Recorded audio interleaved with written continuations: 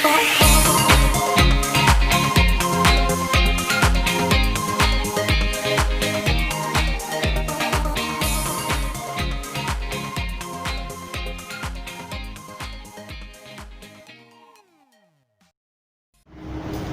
teman-teman, selamat malam, selamat bertemu lagi di ibadah PLK Remaja Gemis Bethlehem. Kita akan memulai ibadah kita, sebelumnya kita saat teduh sejenak.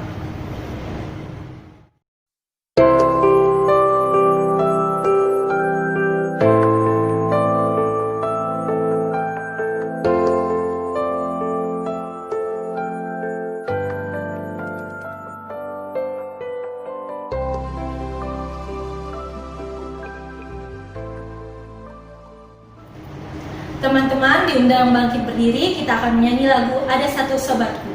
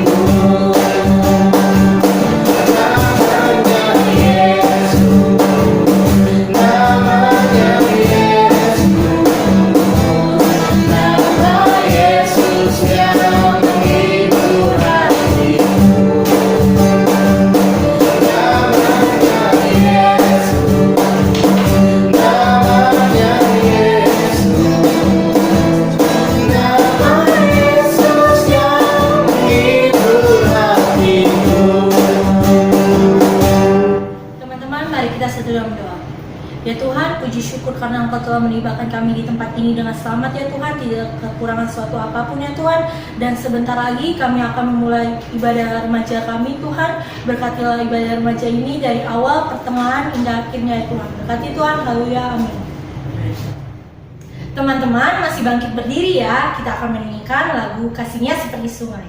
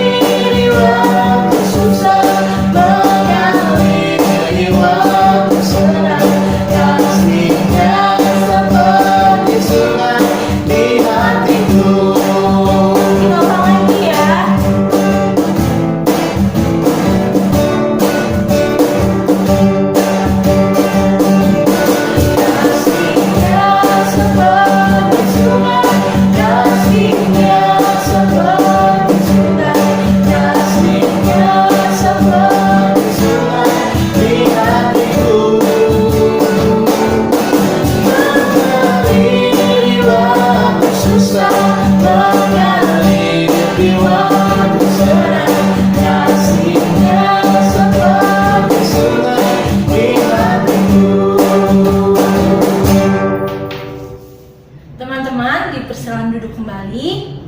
Kita akan memasuki pelayanan firman. Sebelum itu kita akan menyanyi Jiwaku Terbuka.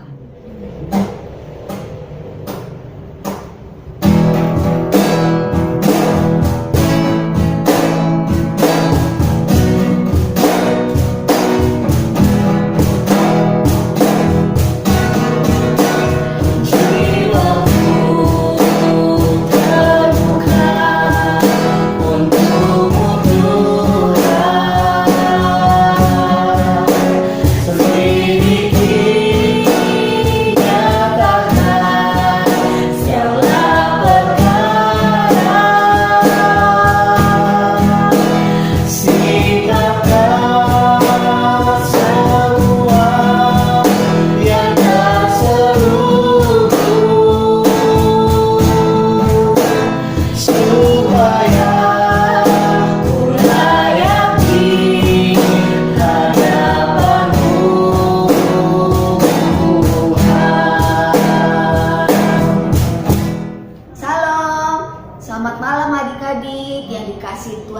Yesus Kristus. Bertemu lagi dengan Kakak Wayas di ibadah online remaja. Kita akan mendengarkan firman Tuhan di malam hari ini. Sebelumnya, mari kita tunduk berdoa. Tuhan Yesus, terima kasih ya Tuhan untuk ibadah pada malam hari ini ya Tuhan. Lewat pujian yang kami naikkan ya Tuhan, kiranya Tuhan berkenan dalam kehidupan kami. Dan kami akan mendengarkan sebagian firman-Mu ya Tuhan. Kiranya firman-Mu menjadi kekuatan bagi kehidupan kami dalam kehidupan kami ke depan. Tuhan Yesus, bantu hamba-Mu yang akan membawakan firman-Mu. Kiranya Engkau berkati hamba-Mu dalam menyampaikan kata-kata dengan baik. Di dalam nama Tuhan Yesus Kristus, kami ucap syukur berdoa. Amin. Happy birthday to you. Happy birthday to you. Happy birthday, happy birthday, happy birthday to you. Setiap manusia pasti akan merayakan hari ulang tahun. Apalagi di hari ulang tahun itu kita mendapatkan kado atau hadiah dari orang terkasih. Seperti orang tua kita, saudara-saudara kita, atau dari sahabat-sahabat. Bisa juga dari orang yang istimewa, yang spesial seperti pacar. Pasti kita akan senang dan bahagia mendapatkan kado itu.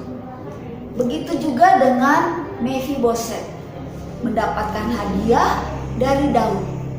Apakah hadiah itu? Mari kita baca Alkitab. Kita buka Alkitab kita dari 2 Samuel 9 ayat 1 sampai 13. Kita baca bersama-sama ya adik-adik. Daud dan Mephiboset. Berkatalah Daud, masih adakah orang yang tinggal dari keluarga Saul? Maka aku akan menunjukkan kasihku kepadanya oleh karena Yonatan. Adapun keluarga Saul mempunyai seorang hamba yang bernama Ziba. Ia dipanggil menghadap Daud. Lalu raja bertanya kepadanya, "Engkaukah Ziba?"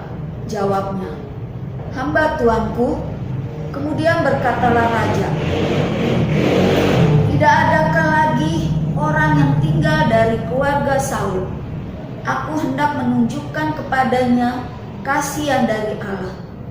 Lalu berkatalah Ziba kepada raja, "Masih ada seorang anak laki-laki Yonatan yang cacat kakinya." Tanya raja kepadanya, "Di manakah ia?" Jawab Ziba kepada raja, "Dia ada di rumah Makhir bin Amil di Lodebar." Sesudah itu Raja Daud menyuruh mengambil dia dari rumah Makhir bin Amil dari Lodebar. Dan Mephiboset bin Yonatan bin Saul masuk menghadap Daud. Ia sujud dan menyembah. Kata Daud, "Mephiboset?" Jawabnya, "Inilah hamba tuanku." Kemudian berkatalah Daud kepadanya, "Janganlah takut, sebab aku pasti akan menunjukkan kasihku kepadamu. Oleh karena Yonatan ayahmu, aku akan mengembalikan kepadamu segala ladang Saul, nenekmu, dan engkau akan tetap makan sidangan dengan aku." Lalu sujudlah Mephiboset dan berkata, "Apakah hambamu ini sehingga engkau menghiraukan anjing mati seperti aku?"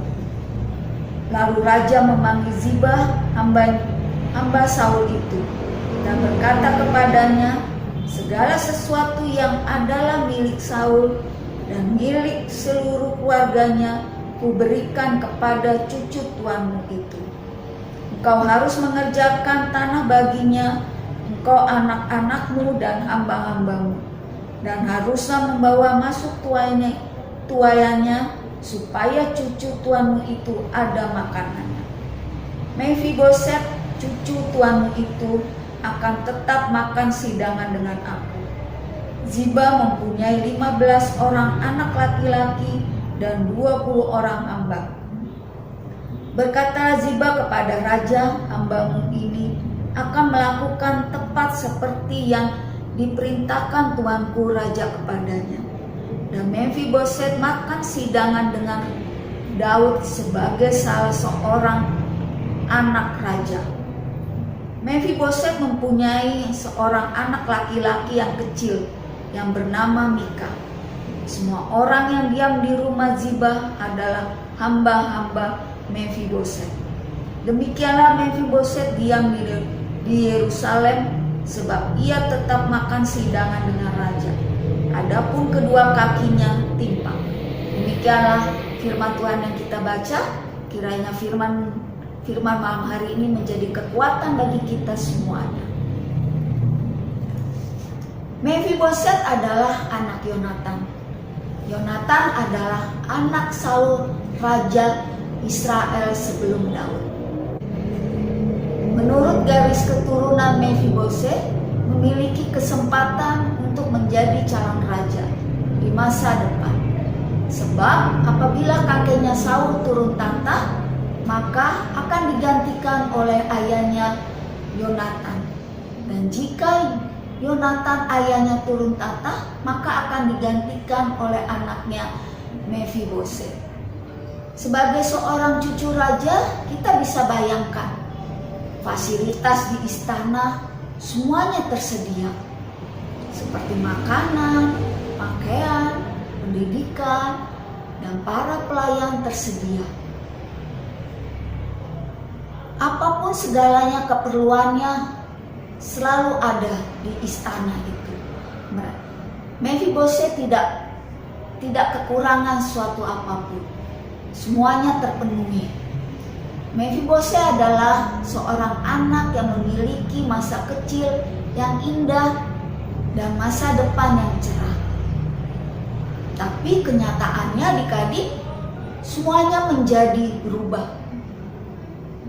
Mephiboset menghadapi segala yang dimiliki lenyap dalam sekejap.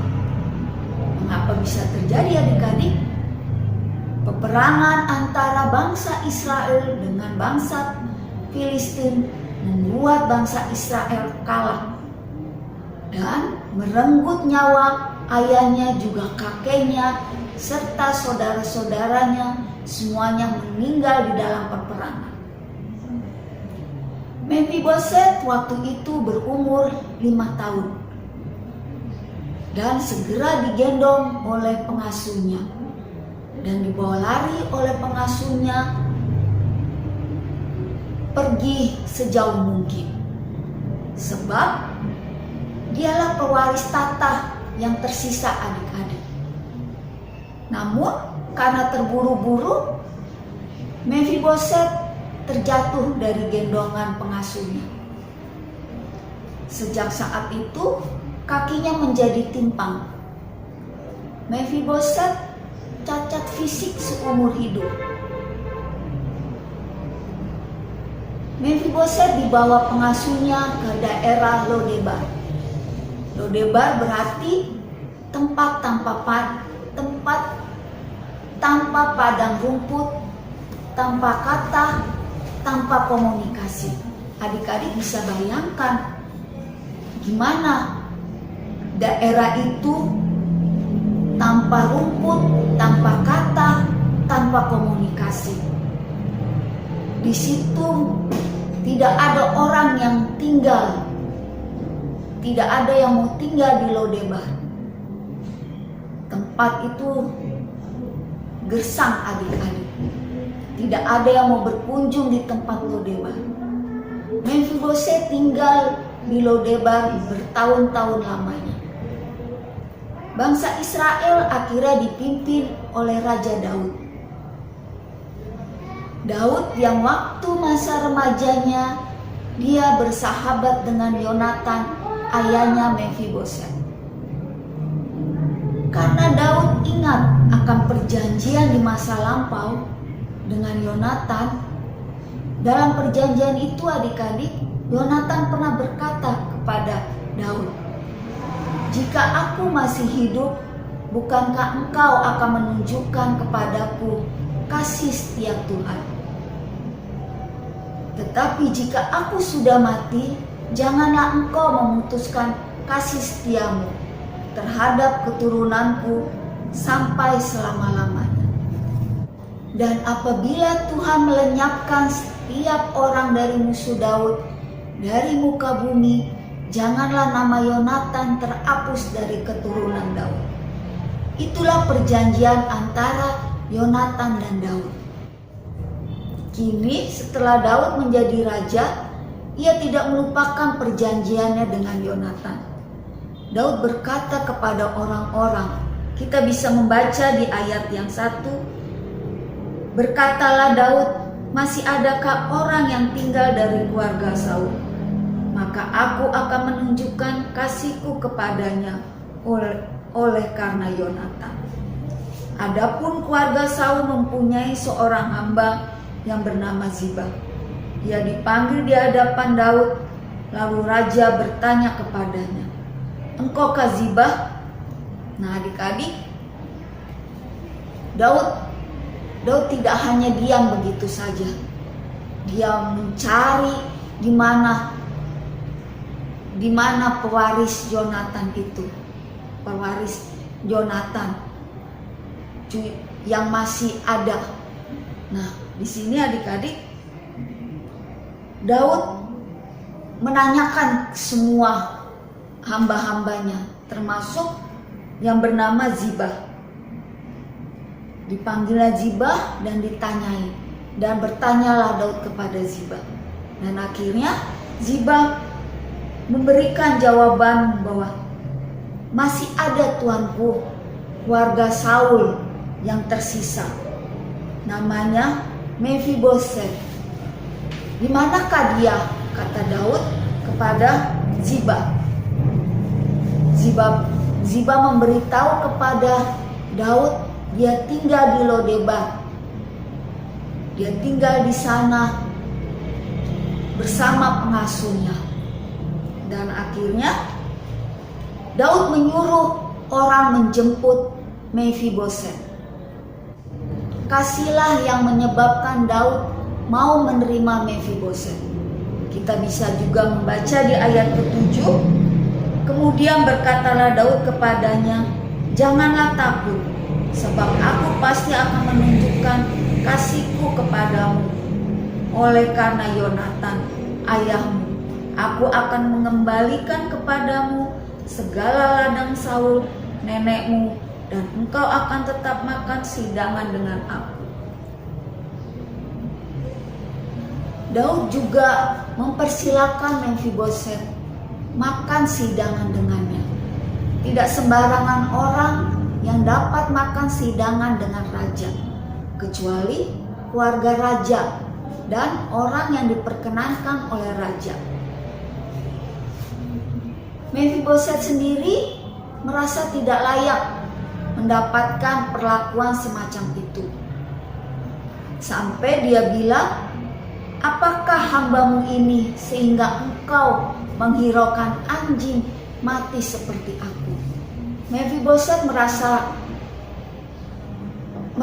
tidak pantas, tidak layak bersama Raja Daud, duduk sehidangan makan dengan Raja Daud. Tapi Raja Daud tidak menghiraukan apa yang diomongkan Mephiboset. Malah Daud memanggil hambanya yaitu Ziba dan memberi harta kepunyaan Saul kepada Mephiboset. Kita juga bisa membacanya adik-adik di ayat 9 sampai ayat 10.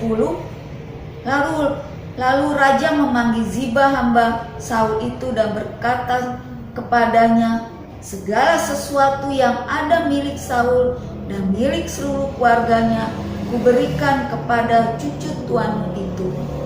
Engkau harus mengerjakan tanah baginya, engkau anak-anakmu dan hamba-hambamu, dan harus membawa masuk tuayannya, supaya cucu tuanmu itu ada makanannya. Mephiboset cucu tuanmu itu akan tetap makan sidangan dengan aku. Ziba mempunyai 15 orang anak laki-laki dan 20 orang hamba. Nah, adik-adik, Ziba akhirnya bekerja bersama Memfiboset. Di situ dia sebagai hambanya, dia harus berbakti, harus mengabdi kepada Memfiboset. Itulah adik-adik hadiah yang dikasih kepada Memfiboset oleh Daud, oleh Raja Daud. Betapa indahnya hadiah yang diberikan oleh Memfiboset melalui Raja Daud. Demikianlah adik-adik, firman Tuhan memberi penerimaan seringkali menjadi sesuatu yang sulit dilakukan oleh orang-orang termasuk kita-kita ini. Sebab umumnya orang akan menerima orang yang sesuai dengan harapan kita. Ketika orang itu mengalami musibah, contohnya kecelakaan, dan mengakibatkan patah kaki, orang itu pasti akan menjauhkan. Dan mungkin orang tersebut akan merasa dikucilkan karena tidak ada yang mau berteman dengan orang cacat. Padahal orang seperti itu butuh perhatian untuk menyemangati dalam hidupnya. Ketika orang lain itu tidak sesuai dengan harapan kita, maka kita akan menjauhkan mereka. Sebagai orang Kristen, kita diajarkan kasih, seperti Daud mengasihi Memfiboset. Dan kita juga harus bisa seperti Daud yang mengasihi kekurangan orang tersebut. Karena di hati kita diberi oleh Tuhan Roh Kudus, yaitu kasih. Adik-adik dapat belajar untuk menerima apa adanya orang itu dengan penuh syukur, dengan penuh sukacita. Jadilah anak-anak yang selalu mengasihi sesama manusia, yang selalu menolong dimanapun kita berada di dalam kesulitan orang itu tersebut. Demikianlah firman Tuhan malam hari ini, kiranya menjadi kekuatan bagi kita semuanya. Amin. Kita akan memasuki pelayanan persembahan, kita akan menyanyi terima kasih Tuhan.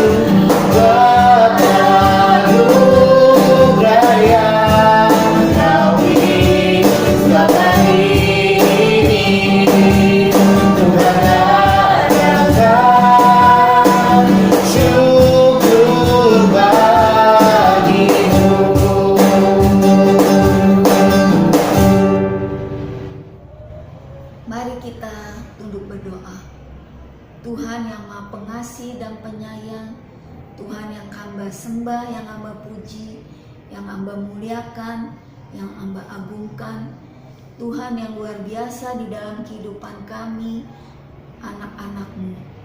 Terima kasih ya Tuhan untuk ibadah online remaja di malam hari ini. Tadi kami sudah memuji dan memuliakan nama-Mu dan sudah mendengarkan sebagian firman tentang kebenaran-Mu. Jadilah hamba-Mu, kami anak-anak-Mu, menjadi pelaku dalam kehidupan kami sehari-hari melalui firman-Mu yang kami sudah dengar tadi. Hamba juga lewat doa syafaat ini ya Tuhan, kami juga berdoa buat orang tua kami ya Bapa, Tuhan memberkati orang tua kami di dalam pekerjaannya, di dalam kehidupannya, mama, papa ya Tuhan, berkati, beri dia kesehatan, beri dia berkat-Mu, rezekimu, lindungi mereka dimanapun mereka berada. Hamba juga berdoa buat adik-adik remaja ya Tuhan, di dalam pendidikannya, di dalam pergaulannya.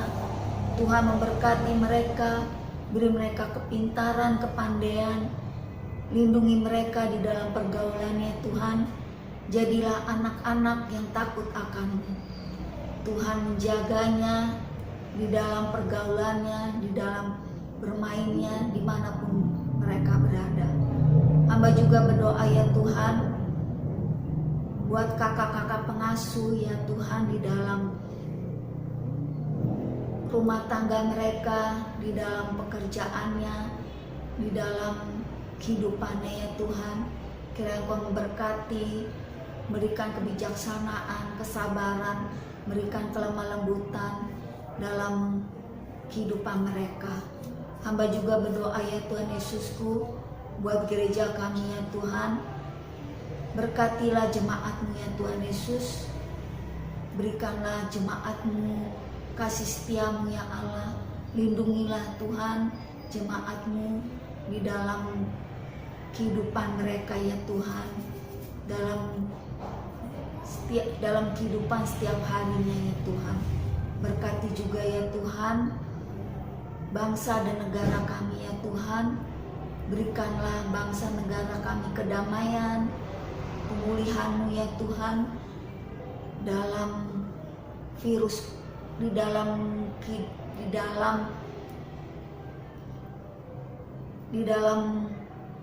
kehidupan bangsa negara kami ya Tuhan. Berikanlah kedamaian, ketentraman bagi bangsa negara kami. Lindungilah kami semuanya warga Indonesia ya Tuhan, dari virus corona ya Tuhan. Kiranya Tuhan memberikan bangsa Indonesia kesehatan, memberikan kami kekuatan-Mu ya Tuhan, supaya kami bisa melakukan kehidupan kami sehari-hari. Hamba juga berdoa ya Tuhan untuk persembahan kami ya Tuhan, yang sudah kami berikan lewat persembahan di malam hari ini. Kiranya apa yang kami berikan kiranya berkenan bagi mempelebar kerajaan-Mu, dan bisa berguna bagi gereja kami dalam pelayanan Gemis Bethlehem kami. Berkati tangan-tangan yang sudah memberinya ya Tuhan. Berkati kami semuanya ya Tuhan, dalam kehidupan kami sehari-hari. Inilah doa kami ya Tuhan, yang Tuhan sudah ajarkan lewat doa Bapa kami. Bapa kami di dalam sorga, dikuduskanlah nama-Mu, datanglah kerajaan-Mu, jadilah kehendak-Mu di bumi seperti di surga. Berikanlah pada hari ini kami makanan kami yang secukupnya, dan ampunilah kami akan kesalahan kami, seperti kami juga mengampuni orang yang bersalah kepada kami. Dan jangan bawa kami ke dalam pencobaan, tapi lepaskan kami daripada yang jahat. Karena Engkau yang punya kerajaan, kuasa dan kemuliaan sampai selama-lamanya. Amin. Teman-teman, kita akan mengakhiri ibadah kita. Sebelum itu, mari kita semua bangkit berdiri dan kita akan menyanyikan lagu Jadikan Kami Satu.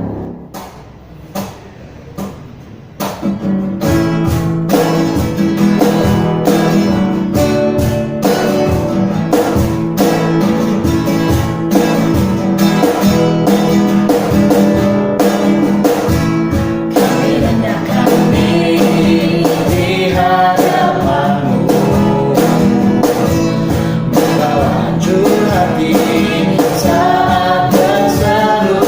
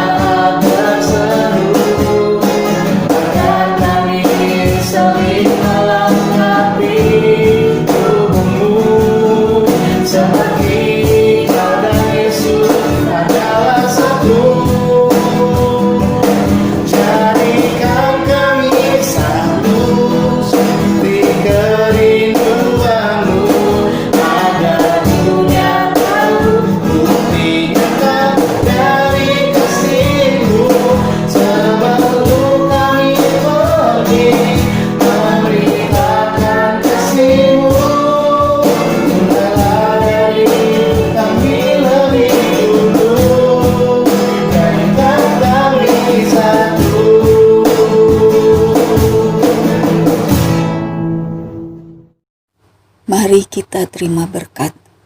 Tuhan memberkati kita dan memelihara kita. Tuhan baik hati dan murah hati. Kepada kita Tuhan mengasihi dan memberi kita damai sejahtera. Amin. Teman-teman, ibadah kita telah selesai. Sampai berjumpa kembali di ibadah selanjutnya. Tuhan Yesus memberkati. Dadah.